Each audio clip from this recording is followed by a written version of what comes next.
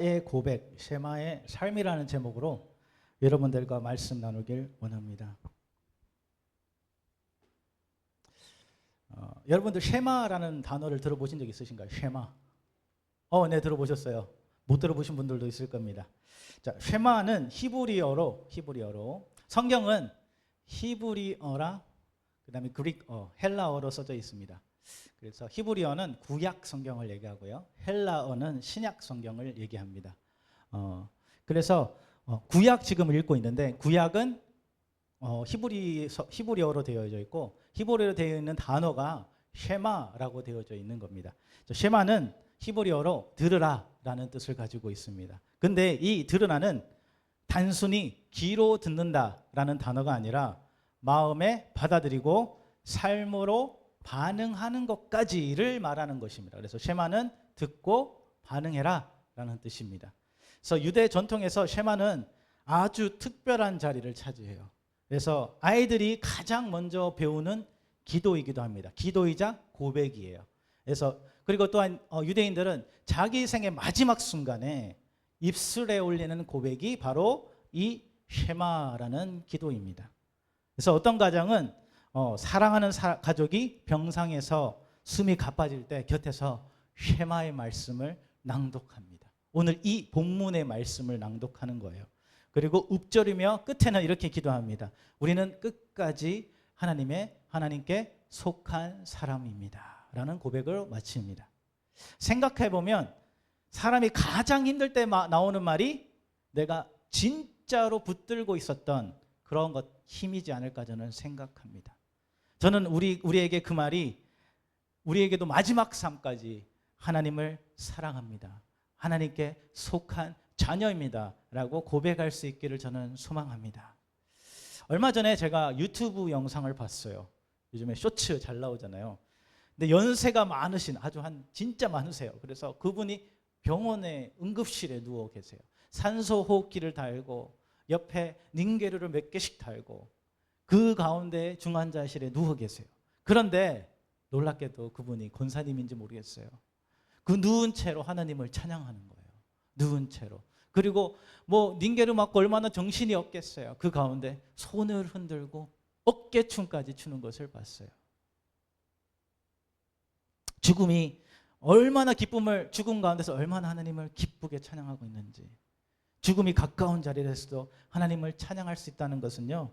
그분의 마음 깊은 곳에 하나님이 실제로 중심이 되셨다는 것을 말하고 있는 것입니다. 사랑하는 성도 여러분, 우리도 인생의 마지막 자리에서든지 실패 가운데서든지 절망 앞에서든지 가장 먼저 우리 입술에서 하나님 사랑합니다 라고 고백할 수 있는 하나님을 먼저 찾을 수 있는 우리의 삶들이 되길 간절히 원합니다.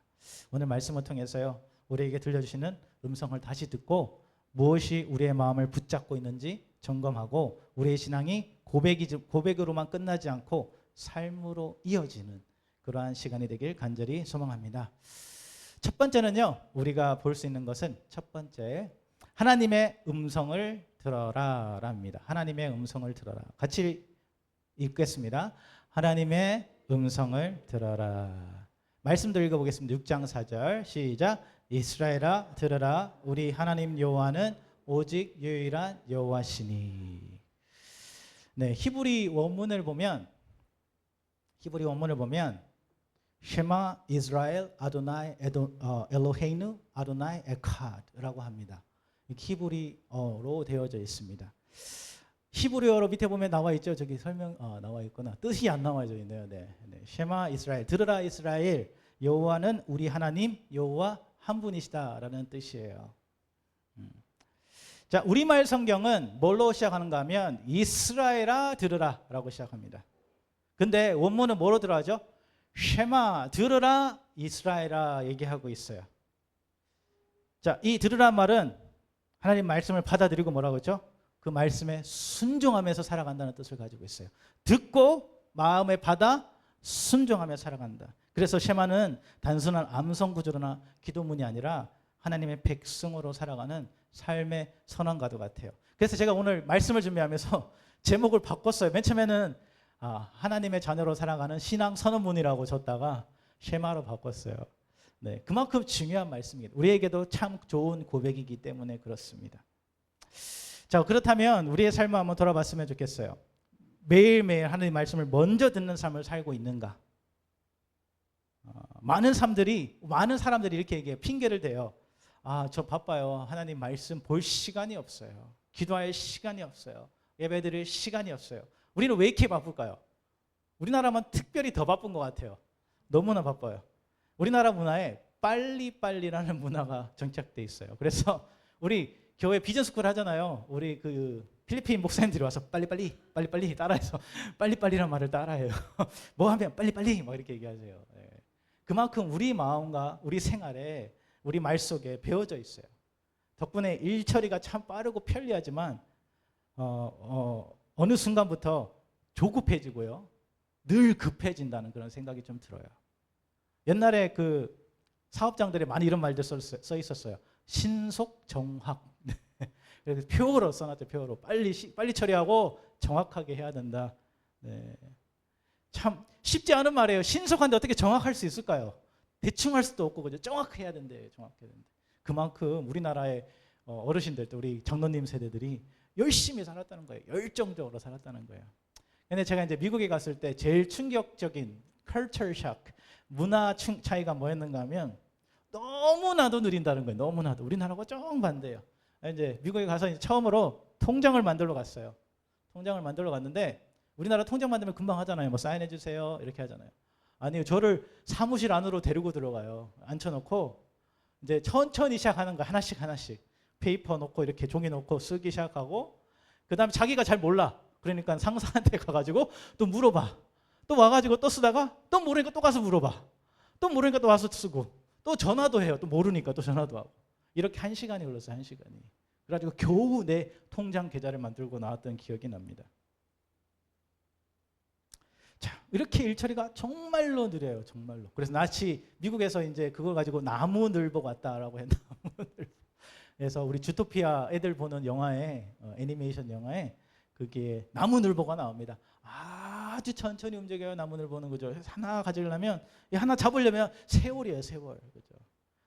근데 우리나라 어때요? 민원 처리하러 가면 시간 정말 빨리빨리 처리해요. 그죠. 근데 느리게 하면 조금이라도 느리면 불평하죠. 왜 이렇게 느리냐고 막 사람들 고함지수 치르고요. 그다음에 막 민원 청구해가지고 또 느리게 처리한다. 일처리 못한다 그러잖아요. 이것이 우리의 생활 속에 당연한 거예요. 속전속결은 당연한 겁니다. 그런데 우리 삶의 속도가 빨라질수록 우리의 마음이 어떻게 될까요? 여유가 사라져요. 신앙생활도 마찬가지죠. 하나님의 말씀을 들을 틈이 점점 없어지게 됩니다.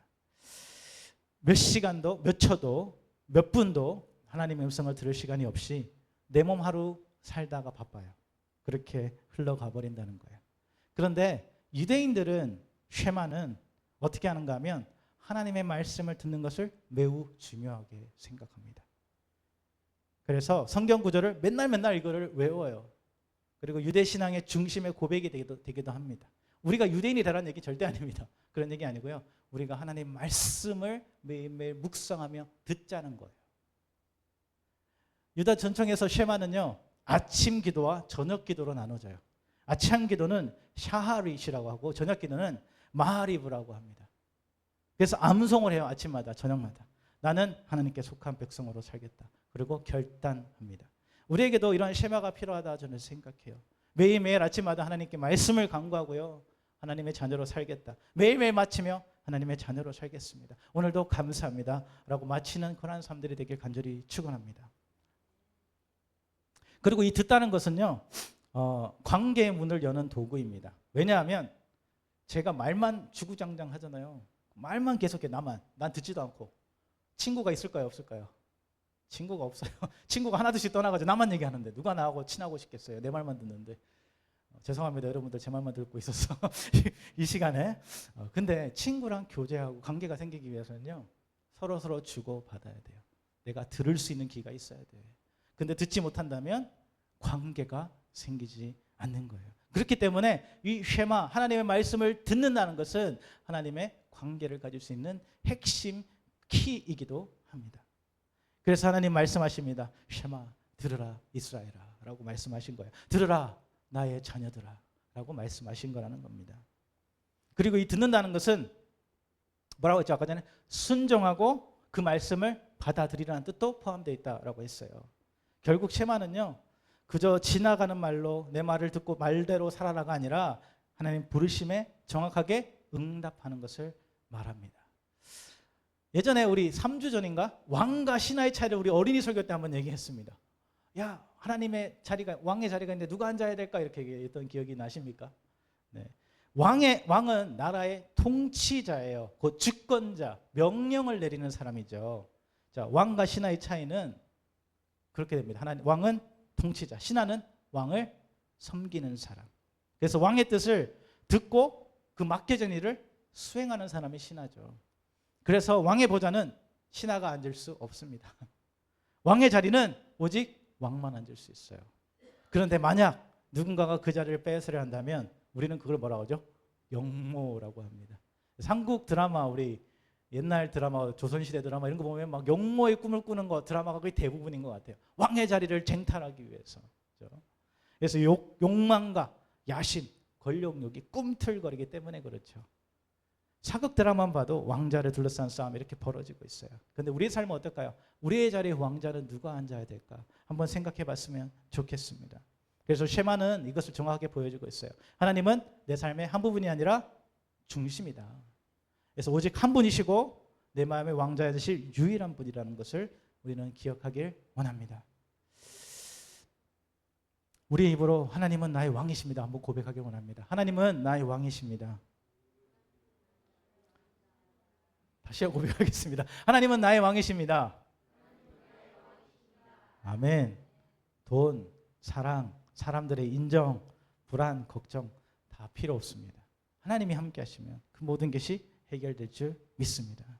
우리 있는 자리에 하나님이 있다면, 하나님이 우리의 마음 가운데 왕으로 계신다면 우리의 삶을 이끌어주시는 분은 누구예요?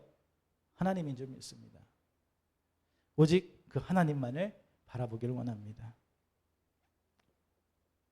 하나님은 지금도 우리에게 말씀하고 계세요. 쉐마, 들으라 라고 말씀하고 계세요. 근데 종종 우리가 그 말씀을 듣고요, 귀로 막아버려. 아니, 저 못 들은 걸로 할게요. 이럴 때가 많이 있어요. 하나님 음성을 내가 그렇게 느끼는 것 같은데 해야 되는데 하지 못할 때가 있어요. 내가 하기 싫어서, 내 욕심 때문에, 내 자아 때문에 그럴 때가 있다는 거예요. 저도 그랬어요. 저도 목회 자리에 부르실 때 저는 그 부르심을 부인하려고 했어요. 예전에 이제 교회에서 청년부 사역할 때도 많은 전도사님과 목사님들이 와가지고, 야, 너 왜 신학교 원서를 안 썼냐? 2월달, 2월달만 되면 나보고 와가지고 맨날 신학교 원서를 쓰라는 거예요. 아주 내가 왜 원서를 씁니까? 저는 그냥 교회 열심히 신앙생활하고 있고 열심히 일하고 있는데 저는 그런 마음이 없습니다. 이제 시제적으로 하나님은 계속 부르고 계셨다는 거예요. 근데 저는 그것을 그냥 부인하려고 했어요. 미국에 가서도 공부하는데 저는 편하게 가기 전에 제가 일하면서 그랬잖아요. 편하게 신앙생활하면서 하나님께 헌금도 하고 교회도 열심히 섬기면 되는 거잖아요. 그죠? 꼭 목사가 될 필요 없잖아요. 저는 그런 생각을 했었단 말이죠. 그런데 하나님은 그런 저를 가만두지 않으셨어요. 결국에는요, 신학을 공부하게 하시고 나를 붙잡아가지고 이쪽으로 옮겨주시고 그것을 하나님 일을 할 수 있게 하셨고 길을 열어주셨고 그 다음에 응답하게 하시고 하나님의 사역을 감당하게 하셨다는 거예요. 네. 내가 하나님의 음성을 들을 때 하나님의 음성에 순종하는 우리의 삶들이 되길 간절히 축원합니다. 네. 저는 믿습니다. 우리 성도님들에게도 하나님은 친히 말씀하고 계신다고. 그래서 우리가 해야 할 일은 하나님의 말씀을 듣고 순종하는 것입니다. 순종함으로 그 말씀을 듣는 것입니다. 그리고 그 말씀이 우리의 삶의 가장 우선순위에 되길 간절히 원합니다. 성경은 분명히 얘기하고 있어요. 우리 하나님은 유일하신 하나님이시다. 단 한 분이다. 세상에는 하나님 자리를 대신하는 목소리 참 많아요. 나가면 이단들이 많잖아요. 이단의 교주들이 다 뭐라 그래요? 내가 하나님이다. 내가 재림주다 해요. 네. 다 거짓이란 말이죠. 성경에 뭐라? 유일한 하나님은 나 하나님 한 분이다. 여호와 하나님이다 라고 얘기하고 있습니다. 이스라엘 백성들도 광야에서 비슷한 경험을 했어요. 모세가 시내산에 올라갔잖아요. 40일 동안 내려오지 않자 이스라엘 백성들이 눈에 보이는 리더가 사라졌어요. 눈에 보이는 하나님이 없자 뭐 하죠? 금송아지를 만들죠. 눈에 보이는 뭔가가 필요했기 때문에. 그래서 금을 모아서 송아지를 만듭니다. 그리고 뭐라고 하는가 하면 이 송아지를 보고 이것이 너희를 인도하는 신이다 라고 얘기해요. 송아지가 어떻게 우리의 삶을 이끌어갑니까? 그런데 신이다 라고 해요. 그리고 그 자리를 하나님과 바꿔치기 합니다. 우리도 이런 일들이 참 많이 일어나고 있는 것 같아요.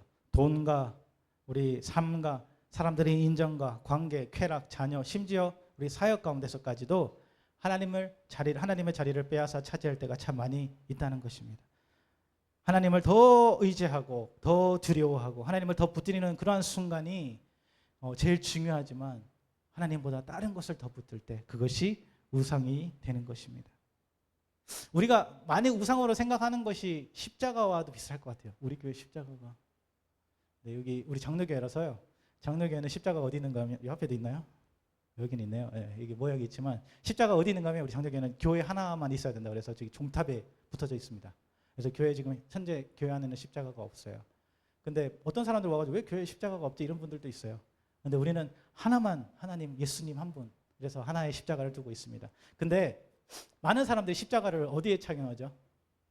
네, 목걸이, 그죠? 뭐 손에도 착용하고, 그죠?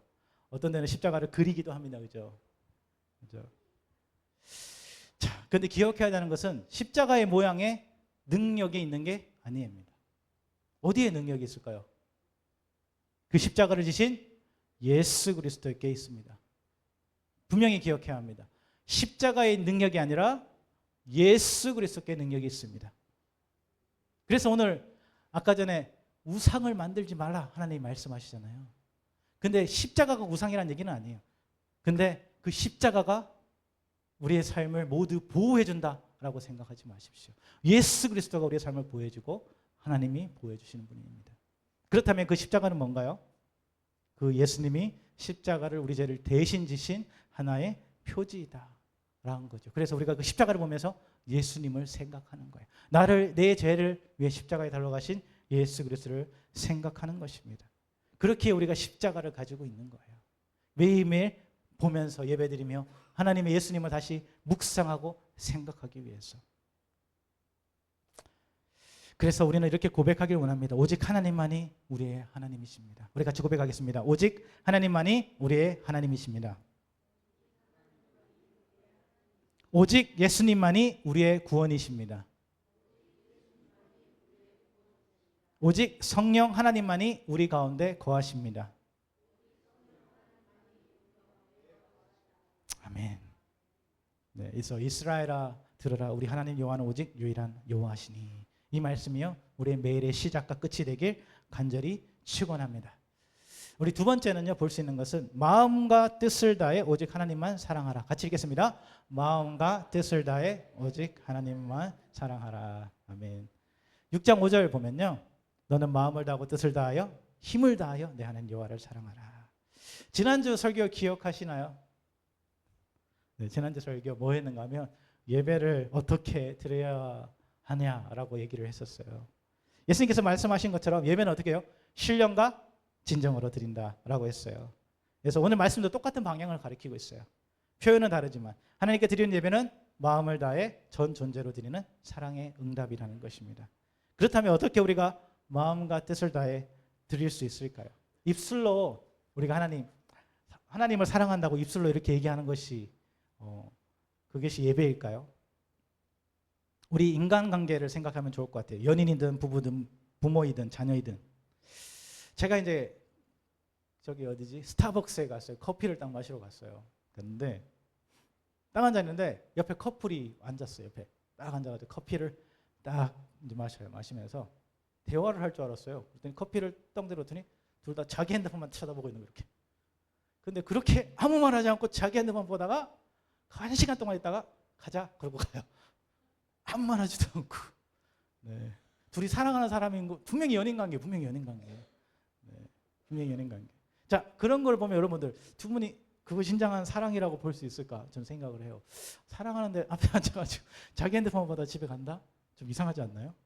자, 그리고 부모와 자녀 관계에서도 똑같은 것 같아요. 자녀가 진정으로 무엇을 원하는지, 부모님이 진정으로 무엇을 원하는지 전혀 관심이 없다면 어떻습니까? 그것이 자녀와 부모 사이에 진정한 사랑이 있는 것일까요? 근데 부부 관계에서 똑같아요. 부부도 함께 보내는 시간이 점점 줄어들고 마음이 멀어지면 어떻습니까? 그럴 때 사람 마음속에 이런 질문이 생각되죠. 이 사람이 나를 정말 사랑하는 것이 맞는가? 사람은 사랑한다는 말보다 그 사랑한다는 말하는 톤과 그 눈빛 그리고 태도 속에서 진심을 잃는다고 합니다. 아무리 100번 사랑한다 얘기해도 말과 행동이 일치하지 않으면 사랑을 느끼지 못한다는 거예요. 우리 괜찮아라는 단어가 있어요. 괜찮아라는 단어가 마음이 담기면 위로가 됩니다. 괜찮아, 잘할 수 있어. 근데 마음이 없으면 상처가 돼. 야, 괜찮아. 이렇게 되면 상처가 될 수 있는 것처럼 그 마음이 어떠냐가 중요하다는 거예요. 결국 사랑은요, 시간과 수고로 드러납니다. 어떤 청년이 광주에 살아요. 근데 여자친구가 서울에 있어요. 그러면 어떻게 합니까? 여자친구를 만나기 위해서 매주마다 서울로 올라가요. 매주마다. 시간도 들잖아요. 돈도 들잖아요. 에너지도 힘도 들어요. 피곤해도 괜찮아요. 사랑하는 사람을 만나기 위해서 가는 거예요. 우리도 이렇으면 좋겠어요. 사랑하는 하나님을 만나기 위해서 내 돈과 시간과 노력을 들여 하나님을 찾길 간절히 축원합니다. 성경에서 말하잖아요. 사랑이 없으면 소리나는 울리는 꽹과리와 같아요. 꽹과리. 소리밖에 안 나는 거예요. 우리말로는 하나님을 사랑합니다 고백하고 찬양도 합니다. 그런데 우리 마음은 다른 곳을 향할 때가 있다는 거예요. 내 방식대로 내 시간과 내 돈과 내 애전을 쓰며 나만을 위해서 사용할 때 헛된 것을 찾기 시작합니다. 그럴 때가 참 많아요. 그런데 신명기 6.5절 뭐라고 얘기하는가 하면 내 삶 전체를 드리는 사랑이어야 한다라고 말하고 있어요. 그래서 마음과 뜻을 다해 하나님을 사랑하라 말하는 것입니다. 우리의 시간, 우리의 재정, 우리의 관계 모든 것이 하나님의 우선순위에 달려있는 그러한 삶들이 되게 간절히 축원합니다. 연인이든 부부든 가족이든 서로의 관계 속에서 사랑이 깊어지고 내가 하고 싶은 것보다 상대가 기뻐하는 것을 당연하게 선택하는 것처럼 하나님을 기뻐하시는 것을 당연하게 선택하는 우리의 삶들이 되길 간절히 축원합니다. 하나님은요, 태초부터 우리를 먼저 사랑하셨어요. 내가 사랑하지 않아도, 우리가 사랑하지 않아도 그 하나님의 사랑은 한 번도 식은 적이 없습니다. 지금까지도 여러분을 사랑하고 계십니다. 그래서 하나님은 독생자 예수 그리스도를 이 땅에 보내주셨어요. 그리고 십자가에 못 박으심으로 성경에서 뭐라고 하면 하나님의 사랑을 확증하여 주셨다라고 하고 있습니다. 그 사랑을 통해서 하나님의 자녀가 된 우리 마음속에 하나님의 깊은 사랑이 흘러나오길 원합니다. 매일 교제하며 말씀 듣고 찬양하며 하나님의 관계가 더욱더 깊어지길 간절히 축원합니다. 젊은 남자 여자가 서로 사랑하게 되면요, 하루에도 수십 번씩 통화를 해요. 수십 번 통화를 해요. 여러분들도 뭐 연애해 보셨겠지만 우리 권사님들 장로님들은 옛날 얘기잖아요. 네. 근데 여기 뒤에 이제 젊은 우리 가족들은 한 10년 전, 많아도 10년 안에 얘기할 수도 있어요. 자, 전화를 하면 전화를 끊습니까? 안 끊습니까? 연애를 하는 사람들은 전화를 안 끊어요. 야, 네가 먼저 끊어, 내가 먼저 끊어, 네가 먼저 끊어, 네가 먼저 끊어. 그러다가 계속 전화를 붙잡고 있죠. 그러다 밤을 새요, 그렇죠? 더 같이 있고 싶으니까, 더 많이 얘기하고 싶으니까. 우리 신앙도 하나님과 또 많이 얘기하고 하나님과 또 많이 있고 싶은 그런 신앙이 되길 간절히 축원해요. 네, 그런 삶들이 우리 삶 가운데 있길 원해요. 네. 근데 우리는 종종 이렇게 생각해요. 하나님을 믿었다. 그 사실만으로도 만족하는 사람들이 있어요. 주일 예배 드렸고 찬양했고 말씀 읽었고 오늘 기도했으니까 내 할 일 다 했다라고 생각하기도 합니다. 그런데 신앙이 어느새 주일에만 머무는 신앙이 되면 말대로 썬데이 크리스찬에 불과한 거예요. 우리 모두는 매일매일 삶에 하나님과의 친밀한 관계가 있기 원합니다. 그것이 바로 사랑이라는 거예요. 하나님을 사랑하면 마음과 뜻을 다하고 힘을 다해 그 유일하신 하나님을 사랑하게 되어져 있다는 것입니다. 그래서 요한복음 1장 23절에 1장 12절 13절에 뭐라고 하는가 하면 영접하는 자, 곧 그 이름을 믿는 자에게 하나님의 자녀가 되는 권세를 줬다 하셨어요. 자, 우리가 하나님을 사랑하게 되면 구원을 받는 하나님의 자녀가 되잖아요. 근데 이것은 혈통으로나 육정으로 사람의 뜻으로 나지 아니하고 오직 하나님께부터 난다 그랬어요. 자, 우리 구원은요, 부모님이 구원받는다 해서 내가 구원받는 게 아니고, 내가 봉사 많이 하고 전도 많이 해서 구원받는 것이 아니고, 예수 그리스도를 믿음으로 구원받는 것입니다. 그러므로 우리가 봉사하고 하나님을 섬기고 전도하는 거예요. 우리는 반대로 생각하면 안 돼요. 열심히 일하고 섬기는 것이 먼저가 아니라 내 하나님 여호와를 먼저 사랑해야 된다는 거예요. 사랑했을 때 그 사랑을 통해서 섬김이 생기고, 그 사랑을 통해서 전도의 열정이 생길 줄 믿습니다. 예수님은 분명히 얘기하고 있어요. 누가복음 10장에 보면 한 율법 교사가 예수님께 찾아옵니다. 그리고 예수님을 시험하려고 해요. 어떻게 해요? 말씀으로 시험하려고 합니다. 그리고 뭐 예수님께 물어봅니다. 영원한 생명을 이끄는 가장 큰 계명이 무엇입니까? 그때 예수님이 말하죠. 첫째는 이것이라. 이스라엘아 들으라. 주 곧 우리 하나님은 유일하신 주시라. 내 마음을 다하고 목숨을 다하고 뜻을 다하여 힘을 다하여 주 너의 하나님을 사랑하라. 이것이 가장 큰 계명이다 라고 했어요. 다시 큰 계명 뭐죠? 하나님을 사랑하는 것입니다. 그분과의 깊은 관계 안에 거하는 것입니다. 구원은 한 번의 고백으로 끝나는 것이 아니라 구원받은 사람이 평생 하나님을 사랑하며 걸어가는 길입니다. 그래서 우리는 구원을 이루어간다 합니다. 그 붙드심이 끝까지 믿음을 지키는 삶으로 나타나 우리의 삶이 하나님의 보좌 앞에 나갈 때까지 하나님의 자녀로 바로 설 수 있는 축복된 사람들이 되길 간절히 축원합니다. 우리 마지막 세 번째는요, 하나님 말씀을 마음에 새기고 입으로 가르치고 삶으로 보여주자입니다. 신명기 6장 6절입니다. 오늘 내가 내게 말하는 이 말씀을 너의 마음에 새기고. 십계명을 받을 때 모세가 돌판 2개를 가지고 올라갑니다. 그리고 시내산에 올라갔습니다. 그리고 하나님께서 그 돌판에 친히 말씀을 새겨주셨어요. 그런데 오늘 본문 말씀에서 그 말씀을 돌판이 아니라 어디에 새기라고요?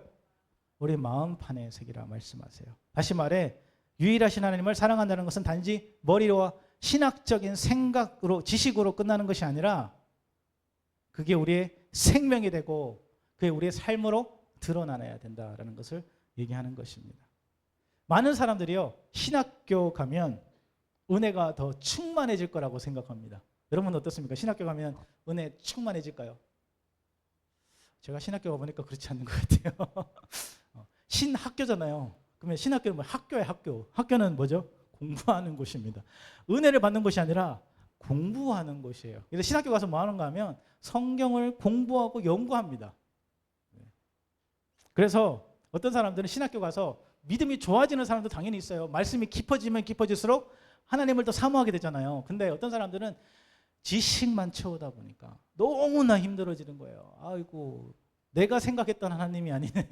내가 생각했던 그런 하나님, 은혜의 하나님이 아니라 지식으로만 다가오니까 너무나 힘들어지는 그런 과정이 생겨요. 이 결과의 차이는 뭐죠? 하나님의 말씀을 지식으로 받아들이냐, 이 말씀을 내 안에 살아 역사하도록 말씀대로 행하며 살아갈 것인가의 차이입니다. 자, 우리가 말씀을 읽고 설교를 들을 때 그것이 단지 정보를 얻고 지식을 쌓는 시간이 되면 그것이 마음에 남지 않아요. 이 시간은 여러분의 지식을 쌓는 시간이 아닙니다. 그러나 말씀이 내 마음과 삶의 깊숙이 들어와서 나를 찌르고 깨우고 바꾸고 순종으로 이끌면 그 말씀이 내 안에 새겨지기 시작합니다. 그래서 오늘 말씀하시죠. 이 말씀을 마음에 새기라. 새긴다는 그것은 결국 하나님 말씀대로 살아가는 것을 말합니다. 말씀대로 살아가는 것, 요한복음 14장 21절에 말합니다. 나의 인생을 지키는 자라야 나를 사랑하는 자니. 그래서 결국 하나님의 말씀을 따라 살아가고, 그리고 그렇게 사랑하기 위해서 우리 말씀 안에 깊이 새겨지는 것, 쉽게 지워지지 않는 기억이 되고 반복되는 습관이 되고 선택을 이끄는 기준이 되어야 하는 것, 그것이 마치 도장과 같은 것입니다. 옛날에 이제 도장을 파러 가면, 지금은 나무 도장 안 파잖아요. 나무 도장 파면 기계로 파잖아요. 제가 이제 어렸을 때 기억하기에는, 이제 우리 장님들 기억하시고 가면 사람이 파줬잖아요. 사람이 직접 쭉쭉쭉 끌고 가지고 파줬단 말이죠. 사람이 직접으로 그러죠. 지금은 금방 막 찍찍찍찍 하는 도장이 하나가 나와요. 근데 옛날에는 막 사람이 손으로 그려가지고 막 이렇게 또 팠던 기억이 납니다. 제 기억에도. 네. 옆에 집 금은방이었는데 금은방에 도장을 팠어요. 그래서 구경하러 가면 와, 도장을 파시는 것을 기억했습니다. 제가 이제 대학교 갔을 때 제가 서예 전공했잖아요. 서예 전공을 했는데 정각이라는 걸 배워요. 서예 도장을 찍어야 된단 말이죠. 도장을 찍어야 돼. 정각이라는 걸 배웁니다. 근데 이 정각이 쉽지 않아요. 제가 뭐 정각을 파봤겠습니까? 그 전에 한 번도 파본 적이 없잖아요. 가서 배우는 거란 말이죠. 도장을 이제 배우는데 도장을 팔 때 얇게 파고 살살 이렇게 파잖아요. 도장을 찍으면 도장이 안 찍혀요. 그냥 빨갛게 나와요. 너무 얇아서. 도장을 팔 때 또 너무 깊이 팍 파버리면 그 돌이 딱 깨져버려요. 탁 깨져버려요. 그러면 다시 뭐 사포에 갈아가지고 맨들맨들하게 만들면 다시 그려가지고 파야 된단 말이죠. 네, 참 쉽지 않아요. 그리고 정각컬러 작업하다 보면 칼이 아주 날카롭습니다. 일반 칼이 아닙니다. 찍으면 살이 쑥 들어갑니다. 그래서 미끄러지면 쭉 찔러가지고 피가 출철 흐릅니다. 그리고 칼날이요, 우리가 내가 원하는 방향으로 가지 않아요. 막 이렇게 쭉 밀면 쭉 가면 좋겠는데 옆으로 슉 나갑니다. 그러면 갑자기 아를 써야 되는데 아가 사라져. 슉 밀어버리니까. 네. 그래서 한 글자 한 글자 새길 때마다 막 정성을 다하고 막 식은땀이 흘러요. 식은땀이 그 하나하나 쓰려고, 그죠? 새기려고 정신을 바짝 차리고 끝까지 집중해야지 그 도장이 완성됩니다. 자, 이 과정이 말씀을 마음에 새긴다는 것과 저는 참 비슷하다고 생각합니다. 말씀은요, 한 번 듣는다고 새겨지는 게 아니에요. 한 번 감동받는다고 그 내 마음 같아 새겨지지 않습니다. 때로는요, 제대로 새겨지지 않을 때도 있어요. 그냥 말씀 들으면 한 귀로 듣고 한 귀로 흘릴 때가 있어요. 근데 또 어떤 때는 또 말씀대로 막 살려고 노력하다가 내 스스로 막 율법주의에 빠져가지고 넘어질 때도 있어요. 때로는 빨리 끝내고 싶고 쉽게 가고 싶어서 서두르다가 이것도 아닌 때가 저것도 아닌 때가 생기기도 합니다. 근데 중요한 거는 믿음은요, 포기하지 않는 겁니다. 믿음을 가지고 끝까지 지켜나가는 것. 그것이 하나님의 말씀에 귀 기울이는 것입니다. 시간을 들여서 하나님 관계 속에서 말씀을 꾸준히 듣고요, 계속 틀리더라도 계속 노력하고 붙잡고 나가다 보면 나도 모르게 어느새 내 마음 깊이 하나님의 말씀이 깊이 새겨질 줄 믿습니다. 기억이 되고요, 습관이 되고 선택의 기준이 되게 될 줄 믿습니다. 마치 도장의 인면이 또렷하게 새겨지듯 말입니다.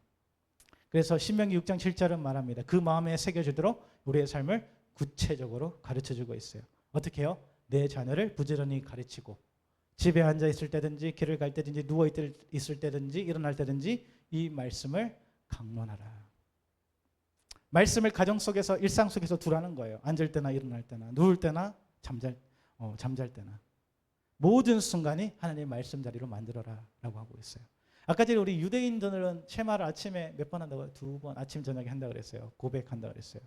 그리고 가정에서 자녀들에게 신앙을 전수하고 중요하게 가르칩니다. 특별히 안식일 날은 샤밧이라고 합니다. 히브리어는 샤밧. 이 샤밧의 식탁은요, 그냥 샤밧은 언젠가 하면 유대인들의 샤밧은 금요일 저녁입니다. 금요일 저녁에 모입니다. 금요일 저녁에 모든 가족이 다 모여야 돼요. 그날 되게 중요한 날이에요. 그리고 아빠는 뭐 해야 되는 줄 아세요? 꽃집에 가서 꽃을 사가지고 와야 돼. 꽃 한 다발을 사가지고 집에 가져옵니다. 그러면 엄마가 뭐 하는가 하면 그 꽃을 식탁에 이쁘게 장식합니다. 그리고 식탁의 모든 자리에 음식을 놓습니다. 그리고 자녀들이 둘러앉습니다. 그때가 말씀을 나누는 귀한 시간입니다. 네, 그리고 그 말씀 가운데 말씀을 먹고 자녀들이 아빠와 엄마를 통해 말씀을 배우며 자라가게 됩니다.